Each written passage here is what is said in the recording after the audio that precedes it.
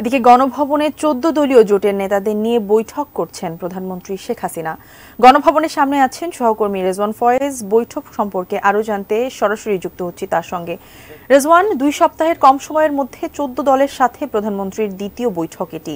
আজকের আলোচনার বিষয়বস্তু বা বৈঠক সম্পর্কে আর কি তথ্য রয়েছে আমাদের কাছে জানাবেন।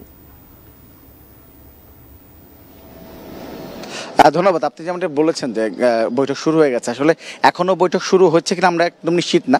৫টার সময় বৈঠক হওয়ার কথা রয়েছে। এরই মধ্যে কয়েকজন ১৪ দলের কয়েকজন নেতাকে আমরা গণভবনের সড়ক দিয়ে যেতে দেখেছি।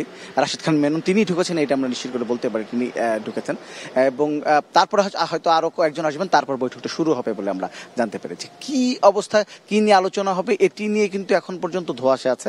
আমি ১৪ দলের যে অন্যতম নেতা দিলীপ বড়ুয়া, তার সাথে কথা বলেছিলাম, ফোনে কথা বলেছিলাম।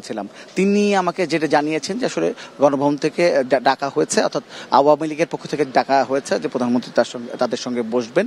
তবে আলোচনা আসলে কি বিষয় নিয়ে সেটি তিনি বলেছেন যে আসলে যাওয়ার পরে বোঝা যাবে কি বিষয় নিয়ে তারা আলোচনা করবেন। তবে অবশ্যই যে উদ্ভূত পরিস্থিতি, সারা দেশের পরিস্থিতি, সেটি নিয়ে নিশ্চয়ই আনা হবে। আপনারা জানেন যে গত শুক্রবার অর্থাৎ ১৯ তারিখে রাতে ১৪ দলের সঙ্গে প্রধানমন্ত্রী শেখ হাসিনা এই গণভবনে বৈঠক করেছিলেন, এবং তারপরে কিন্তু কিছুক্ষণ পরেই সারা দেশে কারফিউ জারি করা হয়েছিল, এবং তারা এই উদ্ভূত পরিস্থিতিতে আলোচনা করেছেন। ১৪ দল তার পূর্ণ সমর্থন আওয়ামী লীগকে জানিয়েছিলেন সেদিন। তারপরে কিন্তু আমরা দেখেছিলাম যে কারফিউ জারি হয়েছে। সবকিছু হয়তো ওই ঘটনার সাথে যুক্ত নয়, তবে একটা আলোচনা হয়েছিল।